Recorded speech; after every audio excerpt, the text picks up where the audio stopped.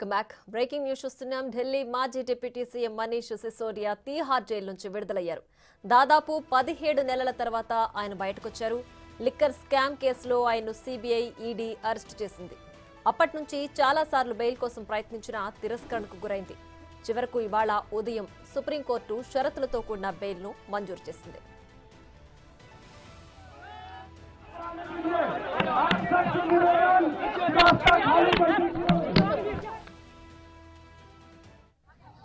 आपके प्यार के साथ साथ भगवान के आशीर्वाद की बदौलत, सच्चाई की ताकत की बदौलत, और सबसे बड़ी चीज जो बाबा साहब ने जो सपना देखा था कि कोई तानाशाही सरकार आएगी तो तानाशाही भरे कानून बना बना के जब नेताओं को, विपक्ष के लोगों को जेल में डालेगी तो इस देश का वो संविधान जो बाबा साहब ने बनाया था उनकी रक्षा करेगी.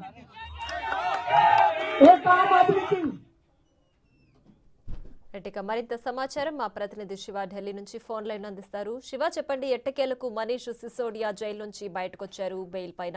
అయితే షరతులతో కూడిన బెయిల్ వచ్చింది కదా, సో ఎలాంటి షరతులు ఉన్నాయి, పూర్తి డీటెయిల్స్ ఏంటి? రైట్ ప్రియా, సుదీర్ఘ కాలం తర్వాత ఢిల్లీ మాజీ ఉప ముఖ్యమంత్రి మనీష్ సిసోడియా ఈ రోజు సుప్రీంకోర్టు ఉత్తర్వులతో సాయంత్రం తిహార్ జైలు నుంచి విడుదలయ్యారు.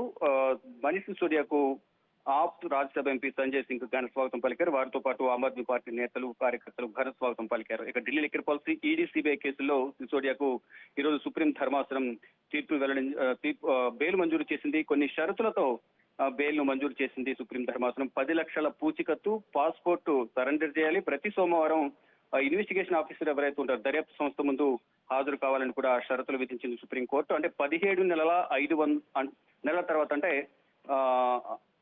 530 రోజుల పాటు తిహార్ జైల్లో మనీష్ సిసోడియా ఉన్నారు. తిహార్ జైలు వద్ద ఈ రోజు విడుదల సందర్భంగా ఆప్ శ్రేణులు సంబరాలు చేసుకున్నారు.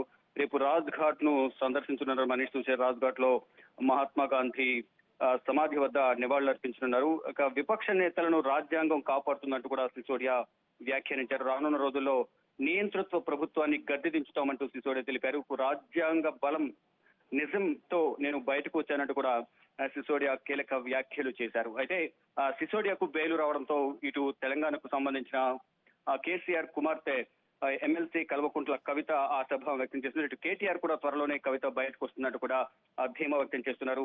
కవిత కూడా సుప్రీంకోర్టులో ఢిల్లీ లిక్కర్ పాలసీకి సంబంధించి బెయిల్ పిటిషన్ దాఖలు చేశారు. సోమవారం కవిత పిటిషన్ పై విచారణకు రానుంది. ఇక సిసోడియాకు సంబంధించి మొత్తంగా చూసుకుంటే 17 నెలల తర్వాత బయటకు రావడంతో ఆమ్ ఆద్మీ పార్టీ నేతలందరూ కూడా సంబరాలు చేసుకుంటున్నారు. Priya. Right Shiva, thanks for the update.